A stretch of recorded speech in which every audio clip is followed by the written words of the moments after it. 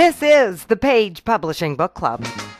How you doing this evening, this afternoon, this morning, this day, this time, this place? I'm Alice Stockton Rossini. Rob Barrett is my engineer, and you're our favorite listener. Did you know that? Congratulations, this show's for you. Tonight we go from the dentist chair to the WWE wrestling mat to everything life has to offer in between. We begin with dealing with divorce, separation, and kids. It's not easy. Anybody who's been there knows it's not easy. And it's the subject of a book entitled The Weekend Kid by Denise DeVoe-Rowe. As a middle school and high school teacher, she deals with the consequences of divorce with her students all the time. And then she had to deal with it herself. So many angles to this one, Denise. Which one did you take? Well, basically, it's from the kid's perspective about dealing with the divorce and separation. Telling the story from the kid's perspective about being a weekend kid, spending one weekend with mom and one weekend with dad, and how it affects them. Do you know a thing or two about that? I have stepkids. I have two stepsons, and when I got married, it's a package deal. And for me, my perspective on it was always, I want them to feel comfortable. I want them to know that I'm not their mom because they have mothers already, but I want them to feel that when they come here, this is home as well. So beyond just the relatives, now I am personally vested in this, and I want them to know that this is their home, and when they leave from mom, it's not like I'm going to torture. I want them to feel like this is a part of their life, because it is. And we've always had the mindset that they have to understand that no one is trying to replace a parent, but we can all be a part of this blended family. Do you make those observations in the book? I mean, how does this book go? It starts off, I would say, it's in the classroom, where kids who are friends want to get together and then realize that their plans don't gel with what the family's plans are, because I'm not going to be home. I'm going to my dad's house, or I'm going to my mom's house. And then the kids, just from talking about it, realize that they're not an isolated individual, that there are many people out there like that. And now, when we look at the classroom, we see that it's more of the norm as it is opposed to the two-parent household, but the blended household. So they start talking about how they feel. Do they fit? Do they feel like they fit, or do they feel like they're just starting over every other weekend? And in the midst of it, it's a heavy topic, but at the same time, to lighten it, we have from another child's perspective that we don't have to fix it. We're just there to appreciate all of the differences. And if we look at it as a positive, as a glass half full, we would realize that our lives are richer, and we don't have to try to fix something, because it's not our thing to fix, but to just enjoy our families, enjoy our parents. And if we can, as the adults, can look at that from the kids' perspective of, why can't we all just blend, in spite of the fact that we're not the traditional two-parent household? It can still work if we go with the mindset that we're just going to love each other. But how many people can do that? There's so much baggage usually, and there's so much hate. And exactly. And what my hope is that it's not just a book just for kids to read, but my mindset was to create it in such a simplified manner, where it's a picture book, it's telling a story, it's painting a picture. And as the adults sit with these kids, that epiphany happens that, you know what, the ultimate objective is to make sure that the kids are okay. And sometimes, being the adult, we have to remember to take self out of it and try to look for the bigger purpose, which is that we've got to make sure our kids are okay. In my state, they have to go through these counseling periods before everything is done. And maybe this could be that thing that sparks conversation, dialogue, to remind people that the kids didn't ask to be a part of this. And what are we going to do as a unit to make sure that everybody is well, or as well as they can be, in spite of the change in our relationship and our circumstance. Excellent, Denise, and so important to really think about the consequences of divorce when you have kids.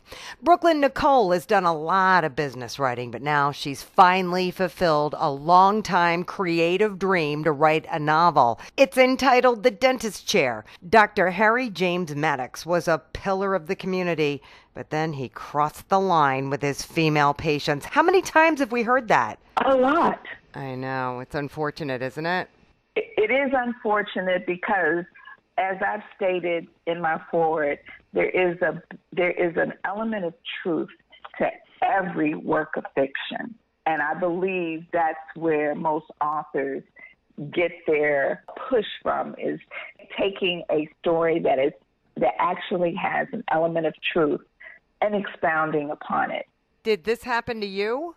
Yes, it did. So you really like the guy, you really respect him, and then he ruins it by acting inappropriately. Absolutely. Did he think nobody was going to talk to each other or something? Well, in the book, it was placed in a fictitious community, a very high upscale community, where he, was an excellent dentist. However, in real life, I don't think patients really, they don't know one another and they don't talk with one another. Right. So being in the same community, though, imagining that makes it so much more interesting. No one knew. They did not know. Did he put them under? Yes, he put them under nitrous oxide. So you would wake up? And you wouldn't know anything. Nothing? Nothing. Oh, boy. So reading this book, we find out how this guy gets tracked down. That is correct. And what happens to him. Exactly. Do these guys really pay an appropriate price for what they've done? I don't think most of them do. Those that choose to go down the wrong path, I don't think most of them do. Not fair. It's not fair. No. Because they ruin lives in the process. They do. Okay, so this is your first book and something you were compelled to write about. Was it cathartic in any way? Yes. I have to admit that this was my way of clearing my mind and just putting it all out there. It was my way of letting it go. In fact, people that have read my book, they're asking for more, and I'm willing to give them more. This story ends, but it picks up because there were unanswered questions for some of my readers. The way I left the book, I left it that way purposely because I wanted to leave them wanting more, and it did work. So I do intend to continue writing because there's so many things in my mind. There's so many stories in my mind that I have to keep going. As a child, I used to write, and I always wrote my thoughts. It was almost like, okay, you can't talk it out, but at least you can write. After that, I'm finished with this particular line, and then I'm going to go on to the other stories that are in my head. You say you have readers. Did you do a book signing? How did you get readers already? Actually, I have been talking about this book for a while, and all I'd have to do is mention to people the title, and it really, the title like The Dentist Chair, if you have any imagination or whatever, it was really kind of funny because only one person, who happened to be a male, when he heard the dentist chair, his mind went to, okay, how many procedures can you do in a dentist chair? And it was like, oh no, it's not about procedures. And I've even had an actual dentist who read it and enjoyed it. I did confer with a couple of dentists about procedures and techniques and technology and how this particular drug can affect people. And then I did a lot of reading about it as well. Excellent. Because I didn't want to put anything in the book that wasn't correct. Nice, Brooklyn. People don't realize, got to do that research. Our next author has a name you might recognize. Ron Martinelli. That's just one of many names Ron Zuccaro used when he was wrestling the greats like Andre the Giant and Haystacks Calhoun. He was a member of Vince McMahon's World Wrestling Federation. He spent almost 2 years in Vietnam, and when he came home, he went back to wrestling, had a match in Florida where he suffered a serious injury. We get the details in his book entitled Heaven, Iron, and I. Tell us about this accident, Ron.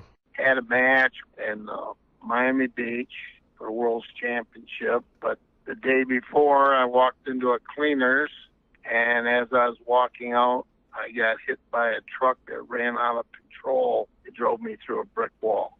Oh, my.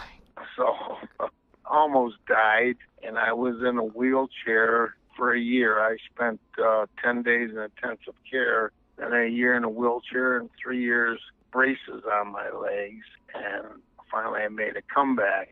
And during my book, I have flashbacks to the war, different battles of the war, while I was in the hospital, and that's how my book goes. And then when I actually made a comeback and I won the championship 5 years later.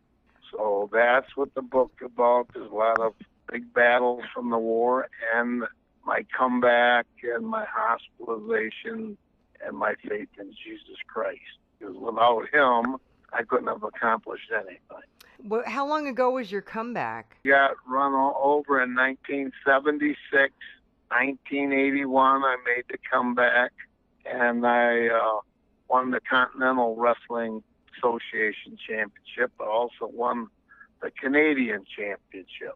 And I wrestled with people like Andre the Giant, Dick the Bruiser, The Sheik, Haystacks Calhoun, Larry Zbyszko, you name them, and I wrestled them. And these guys are for real? Well, yeah, I wrestled all over the United States. I wrestled down south, New York, Pennsylvania, you name it, and I wrestled there.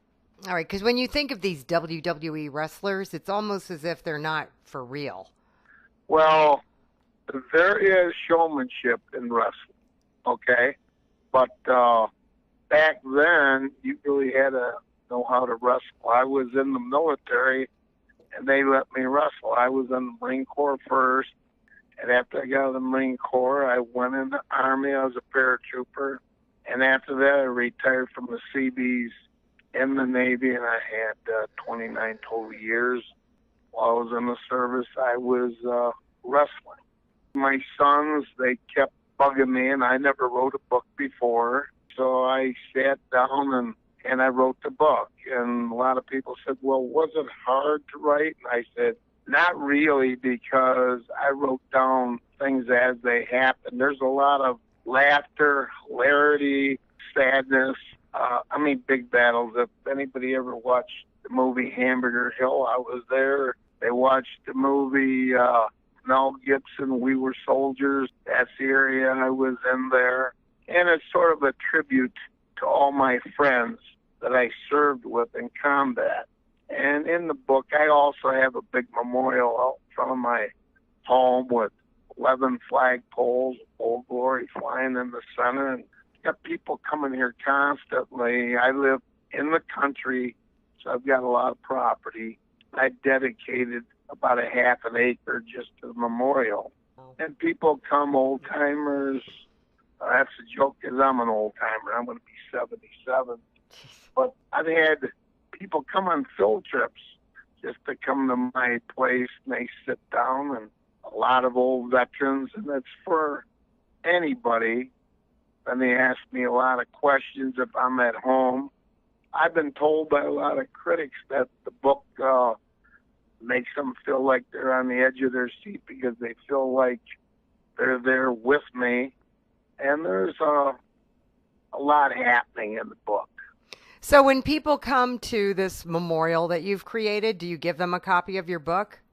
I do. I do. They want pictures, autographs. I've done a few book signings in the libraries and the VFWs and American Legion Post. And I have flag raisings where people come by, and I have some singers, some speakers, and I feed everybody. I usually give them Italian sausages and things of that nature, and they come by and they set up. We usually have a couple hundred people at a time that come by. Oh, my and goodness. I do that on Memorial Day and also on Veterans Day. Oh, my gosh, Ron. No privacy there, I guess, huh? And now that this book's out, now you're really going to have some parties. We have to take a really quick break, but we're coming right back. Don't you go anywhere. This is the Page Publishing Book Club.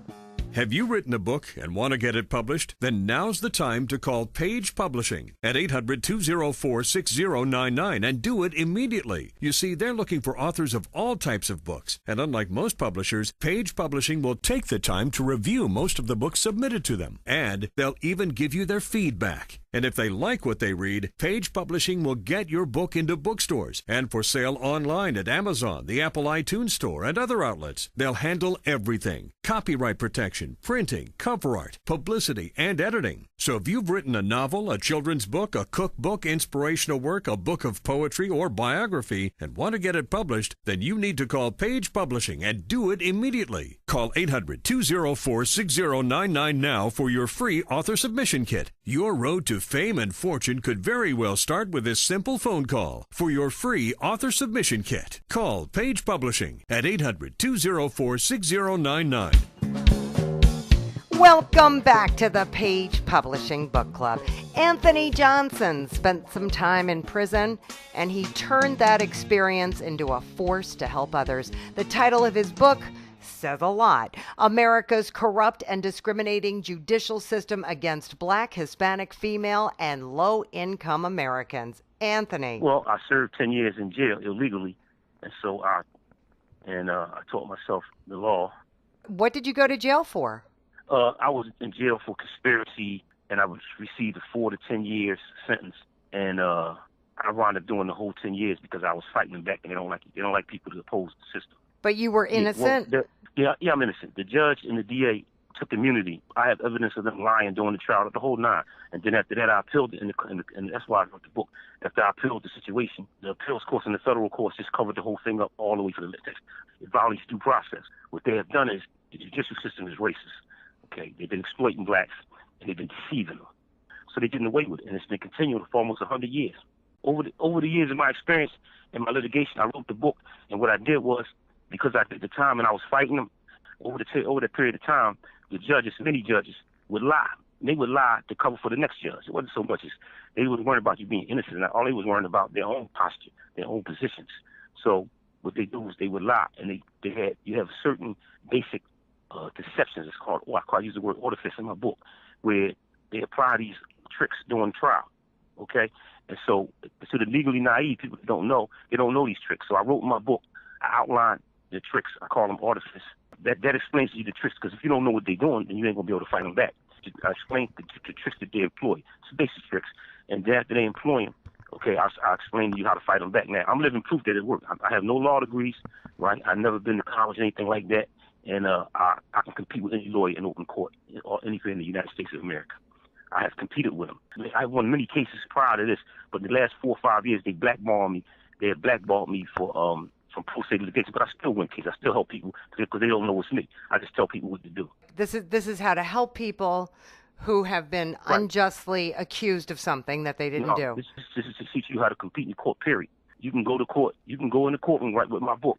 Right? If you read it thoroughly, you follow those instructions, and you can compete in the courtroom, actually compete. These are for people who the lawyers and courts are lying to and deceiving and telling them that they don't have the claims, and then they want to go to court and present their claims properly before the court without the court sabotaging their right to access to the court. And people have used your techniques, and they have been successful. Yeah, I've won many cases. I've won cases $30,000, $60,000, $40,000. Settle out of court. Most of the cases are settled. They can't even go into court with me. Lately they've been barred. They see it's me, or if I'm helping somebody, they barred. But this is not just me. This is like a change in the law.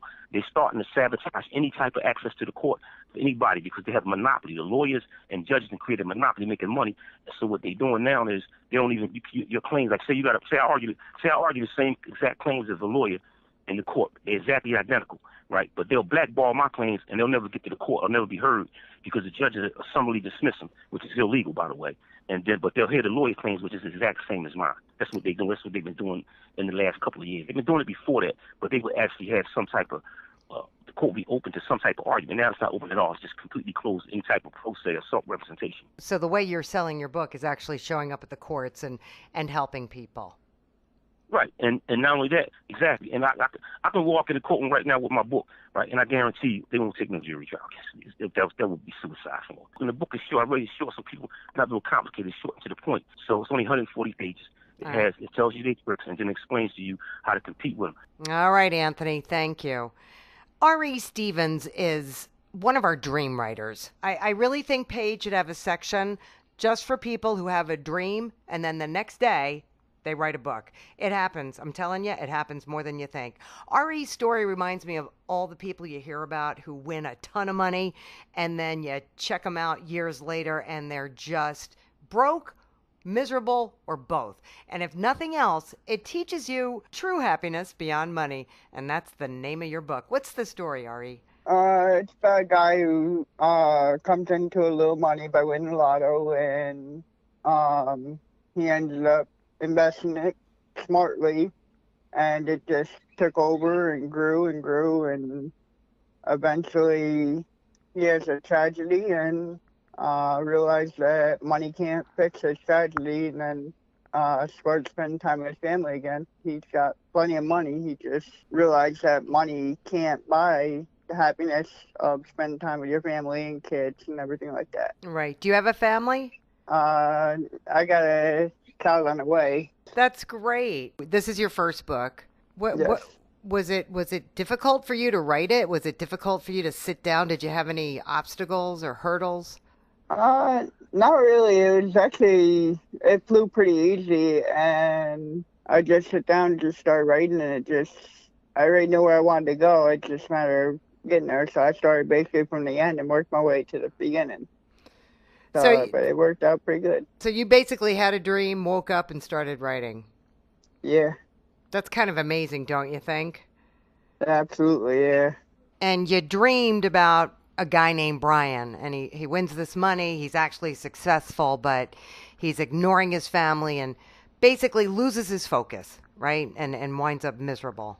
And in the end, it's his friends and family who help him deal with this tragedy that we don't find out about, right, until we read the book.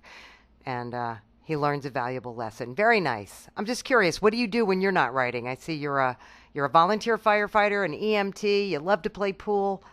I work as a correctional officer. That's got to be challenging. Yes. What made you start writing? I was reading a lot of books and just decided one day that I read books, why not try to write one? How was your experience? It's a very good experience. It was definitely worth the time I put into it, and hopefully it'll be very successful. So what happens now? I'm promoted locally. I have a Facebook page, R.E. Stevens, just doing self-promotion and trying to get the word out there through social media. Trying to promote the book to different bookstores and trying to get on bookshelves and going to different businesses and stuff, trying to get my book out there and just doing what I can and getting the word out there. All right, Ari, you do what you got to do. Thank you. Finally, Mindy Mather has been working on a book for several years. It was an idea about parents who tried to force their daughter into an arranged marriage. The name of her book is Never Gone.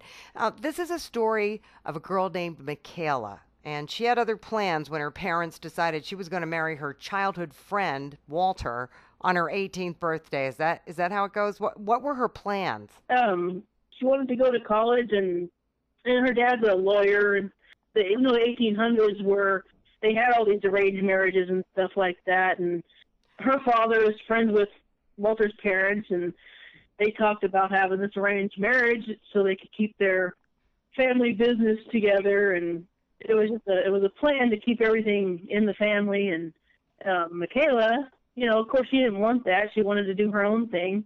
And she was in love with another guy, Landon, who she knew her parents would never approve of. So she never told them they were together. And, of course, Walter's in love with Michaela's cousin. So it's all both in love with different people, and they want to be with different people. So we find out if they follow the parents' wishes and get married or run off with the people they really love. Yes. Okay, and so does this end here or does it go on? And actually, I'm in the middle of writing a sequel for it.